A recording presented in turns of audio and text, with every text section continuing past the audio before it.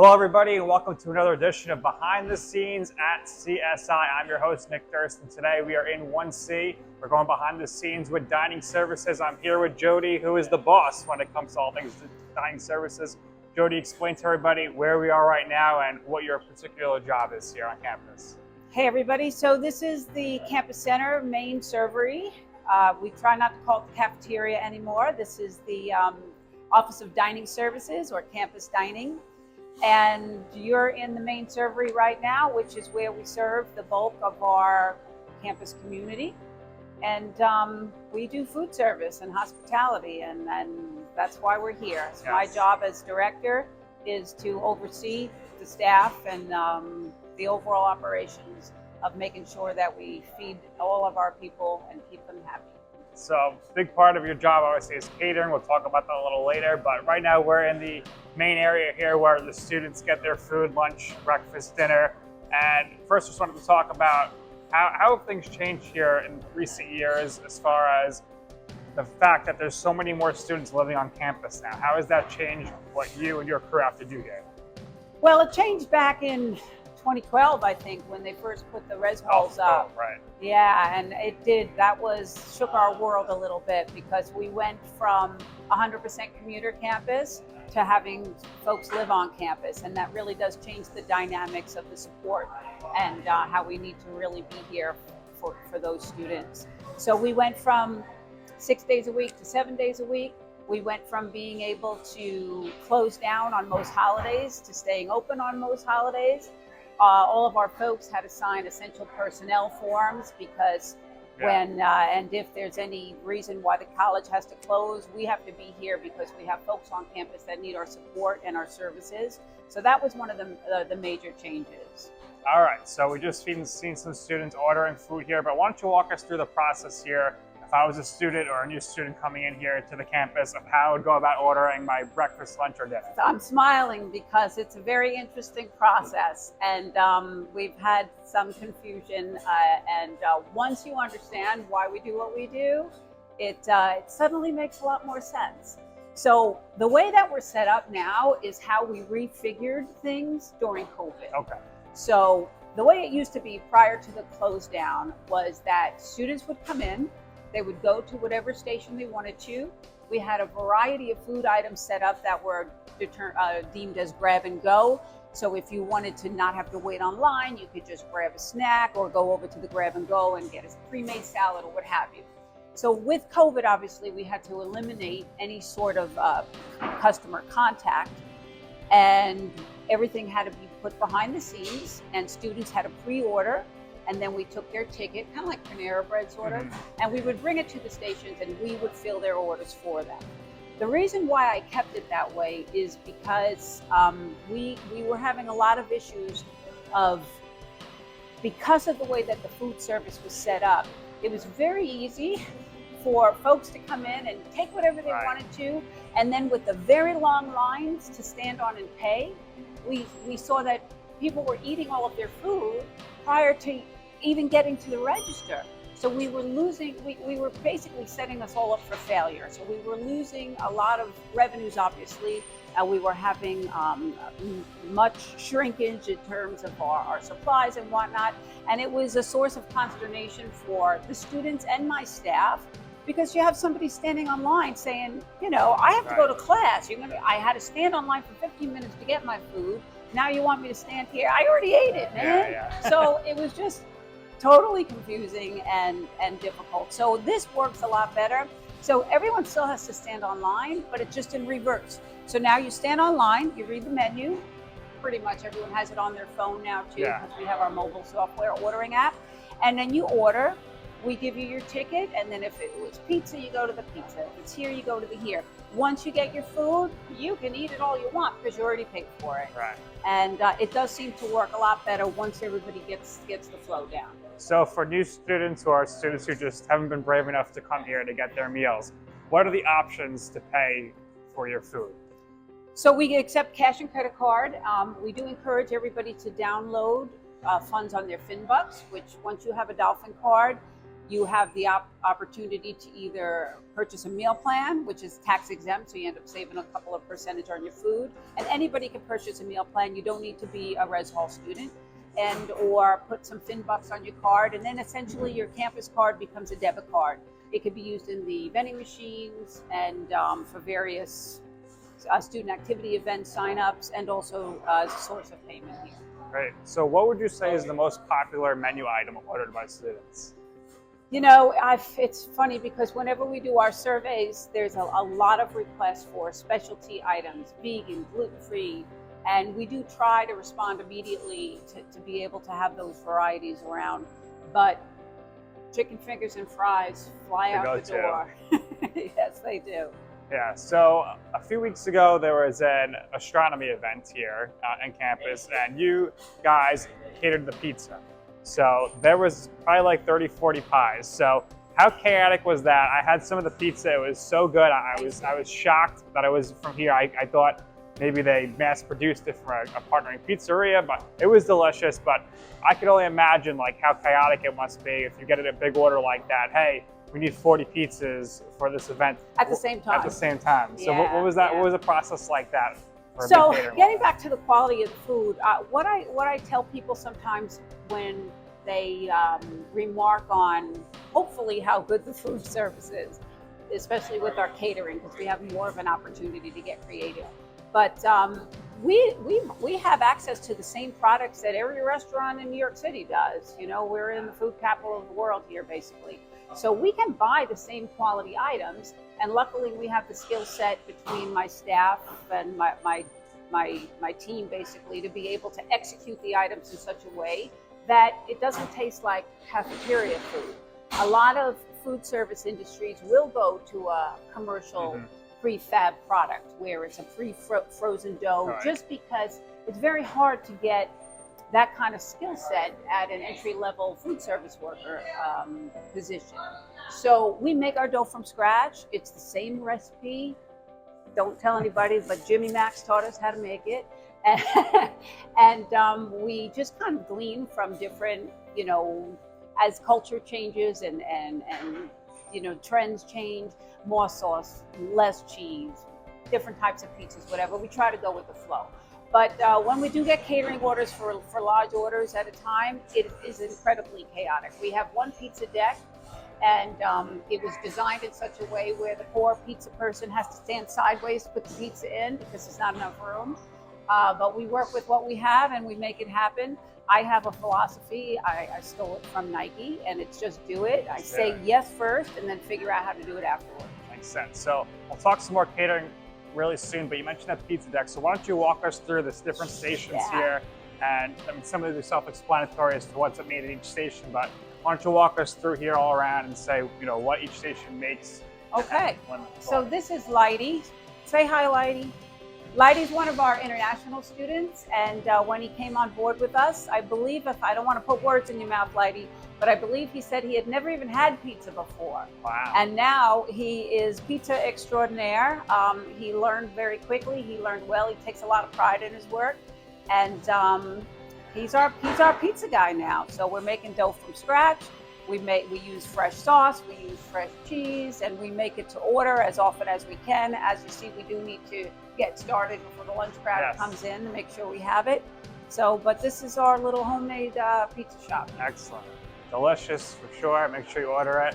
Next up, what's made in this section here? All right, so when school first opens up, generally the first part of each semester is a lot more crowded than as things start to trail off. So we instituted a $5 breakfast and a $5 lunch, again, to help people to be able to get fresh food fast if they can't wait online or what have you. So what we have in the hotline is we have a breakfast of the day and a lunch of the day, and we generally try to make it like a smaller portion for a good economy price. Also, items that we sell tons of, like chicken tenders, we get them ready to go so that you don't have to wait so long. And that's the tail end of our breakfast special, which we're going to change out and put our lunch special on pretty soon. There you go. So next station, the grill. It's always hot. This is our this grill is always on. If if we could, and if we had the space, and when we do a renovation, we need to have 5 times the space of a flat top grill. We sell so many pancakes every morning when school is in session that there's really not enough room. It's just nonstop. But luckily we have Chris and Phyllis back here. Say hi, guys. So Chris has been with us for, I don't know, 20-something years. Phyllis has been here for 30-something years. And we have a good synergy. And folks respect and appreciate each other, and they work very well together to get it out. So you see the pancakes here now. What are the times for each section of meals? So what time does breakfast end and then lunch turn in transition? We used to do breakfast all day. That was one of the concessions that we made when we were easing out of the COVID years and getting back into quote unquote normal. And that was one of the things our students had indicated on the survey, that they wanted breakfast all day. But because of the amount of breakfast that students were ordering, it was making it impossible to do breakfast and lunch at the same time. So just recently we switched that breakfast ends at 12. So from 8 to 12 is breakfast and lunch. If you want a cheeseburger at 7 in the morning, you can order it. We'll give it for you. We'll make it for you. So we close breakfast at 12 now, except on the weekends we keep it open all day. And then lunch/dinner goes from 8 in the morning until we close at 7 at night. So let's look at the deli board section and the salad station. Pretty self-explanatory, but tell us about some of these sandwiches and salad options. So again, a lot of the stuff we make to order. You can build your own sandwich, but we do have some specialty designer sandwiches that we put on our menu. And we have a few pre-made just so you can get an idea of what they're going to be like. And we just press them in our panini grill so they're hot and crunchy when they come out. And we change them. We add or take a few away each semester based on what the data shows us of what's most popular and what's not. Makes sense. So salad station, I'm guessing similar. You create your own Same salad. idea. You could create your own salad, but we basically know which are the popular ones. So we put those on our menu that you can order Greek salad or garden salad, whatever. But if you want to have hard-boiled eggs on your salad or tuna or whatever, there's opportunities to do that on the app. And of course, if you just tell our folks at the register, we'll make it happen. Great. And also over here you have a beverage station and coffee. How often do you have to find yourself refilling the coffee? Coffee, we don't really have big coffee customers. We do at our Starbucks location, which is in the library. This is great coffee. We use the same coffee that Country Donuts on Staten Island uses. And I don't know if you've ever had it, but it's very good. It's more on the lines of like a Dunkin' type of thing, not really like a Starbucks coffee. So not so much coffee, but we do go through tons of bag-in-a-box soda. And again, this was an issue. We didn't have refillable soda program. However, when you have a cup and you have a machine and you're 19 years old, you just can't help yourself. You just got to keep going. So now that our staff fills it for you, we're able to kind of keep our food costs under a little more control. All right. Well, why don't we go take a look in the kitchen and talk about catering a little bit? Sure. All right. So this is where all the magic happens, This is where the magic happens. The whole crew is here. So how many people are usually working back here at a given time? When we're at peak flow, hi Ernest. When we're at peak flow, we have in the back of the house 6-7 people. Most of what we're doing back here is catering, but what we're also doing is fulfilling our special of the day orders. We do have a restaurant, and it used to be an a la carte restaurant where you were welcome to come in and we had servers and a menu and the whole bit. But again, COVID changed a lot of stuff, and we transitioned to all of our restaurant items being available through the mobile app and or through the front service area. So you can still get pasta items, the entree type items, the things that aren't considered fast food. And our chefs and our cooks make it in the back here. We make everything to order, so things are fresh. Take a little bit more time to get it done, but at least you're getting food that's been made on the spot. All right. And all of these lovely baskets here, this Getting is all set to go out, right? This is how we organize our catering for the day. So we hang up the catering form, and then whatever items are needed to be in there, coffee cups if there's coffee, forks and bowls if it's fruit salad, whatever. We preload them so we can set it up. This is nothing. Last week, if you were here, they were 4 high for one day. So there are times when we're doing 40 events in a day, and many of them are happening at the same time. So it takes a lot of organization, a lot of patience, and a lot of teamwork to make sure that we can get all the parts working together, get it done, and get it out so we can feed everybody. What would you say is maybe like the most complex order you've ever gotten or been asked for, or the biggest volume order? Well, the most complex order, I would say, is any order that changes. Because once we write it up, and then if some of the details change, things can get lost in translation. I remember, and I'll never forget, there was a situation where they ordered a sheet cake for somebody's birthday after the fact of the order. And I wrote it down, and I was all ready, and I charged them for it, but I never conveyed it to the kitchen. So that actually I conveyed it to the kitchen, but I never wrote it on the food order. So the cake was made, and it sat in the walk-in box. It was later on in the day, they got their food, and lo and behold, no cake. And they were very disappointed. And it was almost a year ago, and I still think about it. So when things change after the fact, that becomes very complicated. Some of our biggest orders are admitted student conferences that happen once every couple of months. Right. 600, 700, 800 people, 6 o'clock in the morning. So I show up here with my dream team, sometimes 5:30 a.m.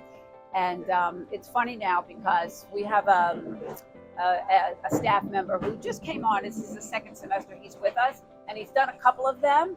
And I said, Nick, are you ready? We have another one of those conferences come up. He says, how many people? I said, 600. He said, we can do that, no problem.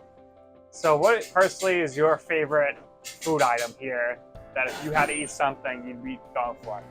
Anything that man makes. He's really good. I'm a bit of a foodie. Obviously, I'm in this business. Right. I also try to eat clean as much as possible. So I try to lay off the fast food. I don't like to eat anything that's fried. I try to lay off the simple carbs. And so when Luis makes, right now he's making steak and broccoli. Fried clean. I'll eat that. Roasted chicken, fried chicken, not fried chicken, roasted chicken, sauteed chicken. So kind of the types of food that we do for catering. Yeah. That's my favorite. I eat anything really except for oysters and anchovies. So anything that he makes, I'm like, can I have some of that? Excellent. Well, this has been fantastic. Thank you so much for showing us around. Sure. Any last words you want to throw out there to our students and staff out there? Yeah, sure. So as food service providers, as dining service, sometimes we're perceived as not really being a part of the campus community, like in the background sort of, but we do play a role in student retention and in student recruitment because, you know, anybody who's been to college or has kids or friends that are in college, one of the things that people love to complain about is the food is horrible or the food is whatever. So it does play a role in the overall experience, your college experience. So I do try very much to make sure that not just myself and my team members, but the entire vibe that you get when you come in here, I want you to feel that you were served, and you were served with dignity and respect and with a smile. It sounds like a cliche, but when you feel like you're actually wanted and you're not, you're not causing anybody a problem because you need something, we want to serve you and we want to make sure that you feel very comfortable when you're here. All right. Well, Jodi, this has been fantastic. Thank you so much for this tour. Now I'm getting hungry. I'm going to go eat. And, well, who knows? You want some beef and broccoli?